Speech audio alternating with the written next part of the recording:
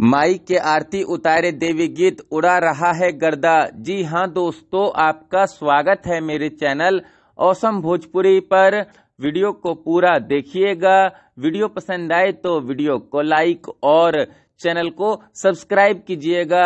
दोस्तों, पवन सिंह का माई के आरती उतारे देवी गीत जो कि कल आदिशक्ति फिल्म्स यूट्यूब चैनल पर रिलीज हुआ था। दोस्तों, इस देवी गीत को रिलीज हुए लगभग 24 घंटे से ज्यादा का समय हो गया है और शुरुआती 24 घंटे में इस देवी गीत पर 1.1 मिलियन के करीब व्यूज आ चुका है। वहीं दोस्तों, इस देवी गीत पर 1,30,000 के करीब लाइक भी आ चुका है। दोस्तों, पवन सिंह का ये देवी गीत भी भोजपुरिया दर्शकों को खूब भा रहा है, तभी तो इस देवी गीत पर इतने अच्छे खासे व्यूज और लाइक आ रहे हैं।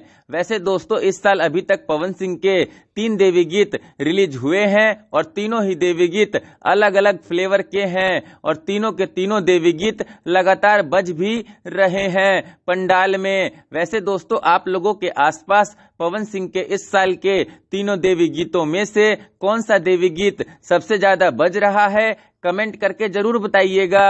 धन्यवाद। फिर मिलते हैं दोस्तों किसी नए वीडियो में। वीडियो पसंद आए तो वीडियो को लाइक और चैनल को सब्सक्राइब कीजिएगा।